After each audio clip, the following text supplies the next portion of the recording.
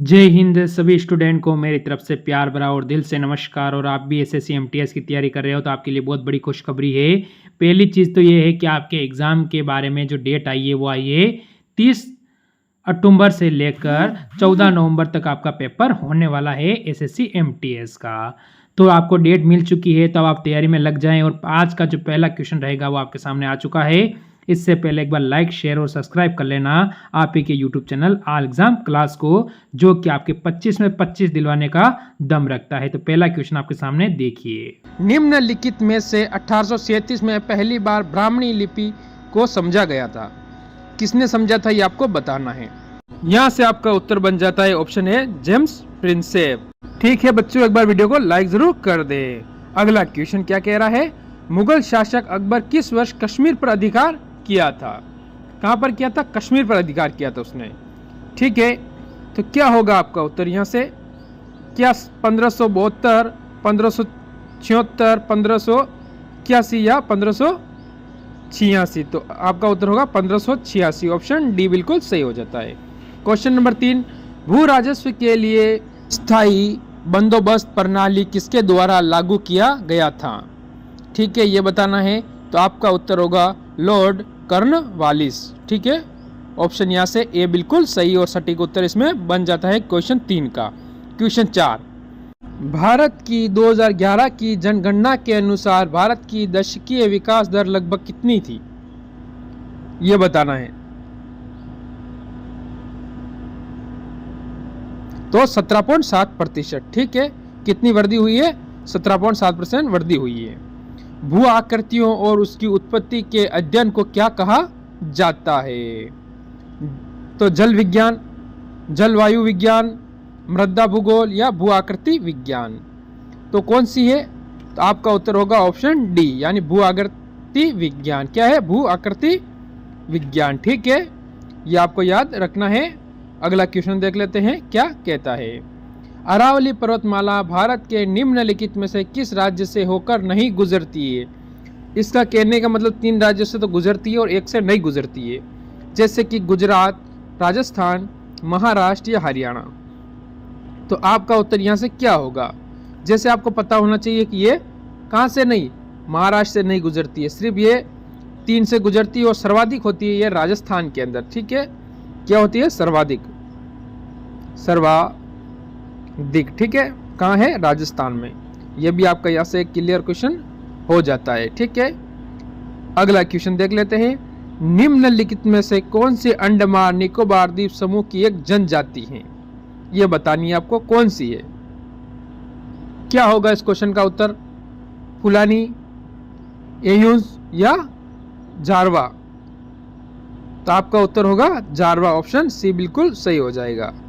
अगला क्वेश्चन, माधुरी लोक नृत्य निम्नलिखित में से किस राज्य में किया जाता है। माधुरी दीक्षित नहीं है, यह माधुरी लोक नृत्य है, ये आपको ध्यान रखना है। कोई माधुरी दीक्षित को लेके भेजा है कि वो कहाँ रहती है, नहीं नहीं, ये लोक नृत्य है।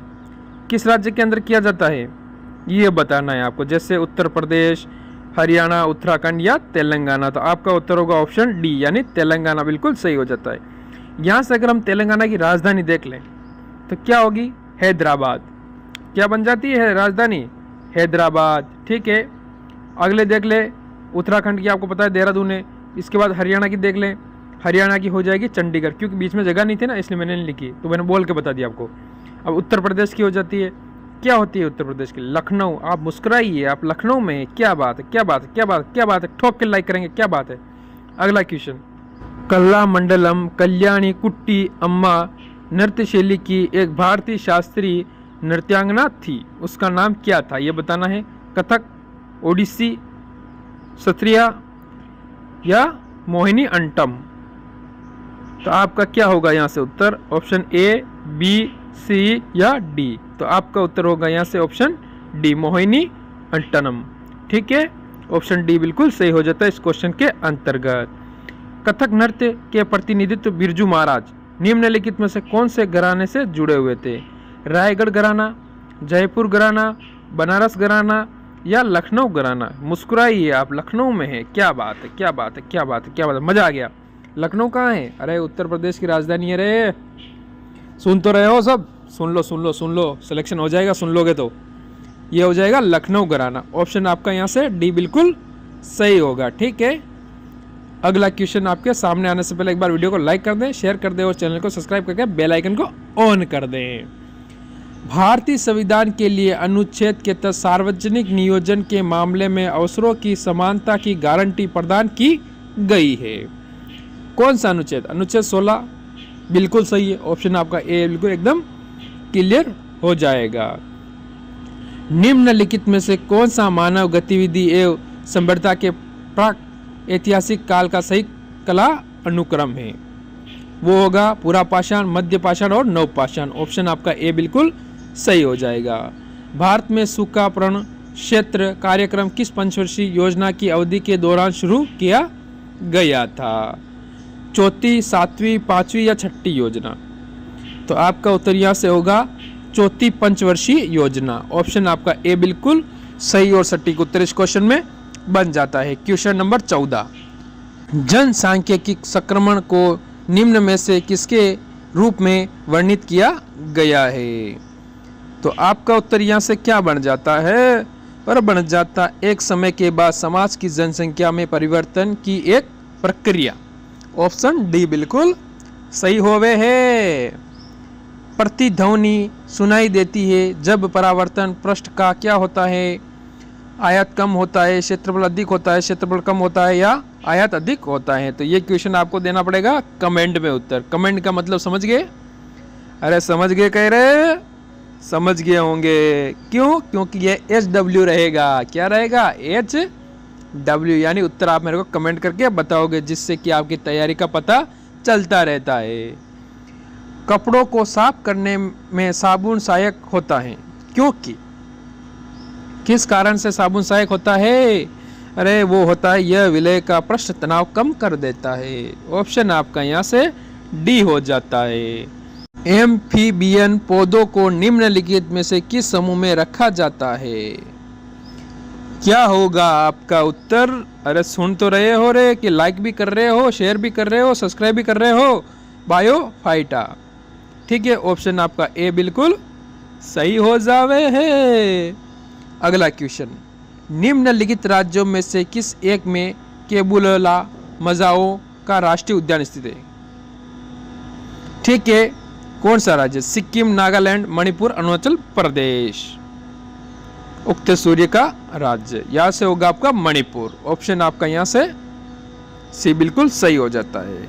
अगला क्वेश्चन आपके सामने, क्वेश्चन नंबर 19, वह पुस्तक जिसमें सभी लुप्त प्राय जानवर एवं पौधों का रिकॉर्ड रखा जाता है उसे कहते हैं? जो चले गए या लुप्त हो गए, जो धरती पे नहीं है, उसका रिकॉर्ड रखा जाता है। ये भी थे, वो होगा रेड डाटा बुक। ठीक है, ये आपको याद रखना है। ऑप्शन डी यहाँ से बी बिल्कुल सही हो जाता है। कौन सा होता है? बी। भारत के अलावा इनमें से किस देश का राष्ट्रीय खेल मैदानी हॉकी? आपका यहाँ से 2 क्वेश्चन क्लियर हो जाता है कि हमारा भारत का राष्ट्रीय खेल क्या है। राष्ट्रीय खेल क्या है? अब रगा इधर कैसेंगे हॉकी। ठीक है, और किस देश का है राष्ट्रीय खेल हॉकी? तो यहाँ से आ जाएगा नल्ला पाकिस्तान। ऑप्शन आपका यहाँ से बी बिल्कुल सही और सटीक उत्तर आपका यहाँ पर क्लियर हो जाता है। 28 नवंबर 2022 को भारतीय ओलंपिक संघ में पहली महिला अध्यक्ष किसे चुना गया है? करंट का क्वेश्चन आ चुका है। मैंने कहा था करंट भी है क्योंकि मैं लेके आया हूं ना। पीटी उषा। ऑप्शन आपका डी बिल्कुल यहाँ से सही हो जाता है। बस आपको क्लास पूरी देखनी है और वीडियो को लाइक जरूर कर देना एक बार। बेटी बचाओ बेटी पढ़ाओ योजना किस वर्ष से शुरू की गई है? 2015 से शुरू कर दी गई है। ठीक है, अगला क्वेश्चन आपके सामने, तृतीय बौद्ध परिषद का आयोजन किसके द्वारा किया गया था? यह बताना है। अशोक, हर्षवर्धन, कनिष्क या चंद्रगुप्त? तो आपका होगा अशोक, यानी मौर्य वंश का था। यह भी ध्यान रखना है आपको। किस वंश का था? मौर्य वंश का था। इसने भयानक युद्ध लड़ा था जिसमें 1.5 लाख सैनिक मारे गए थे।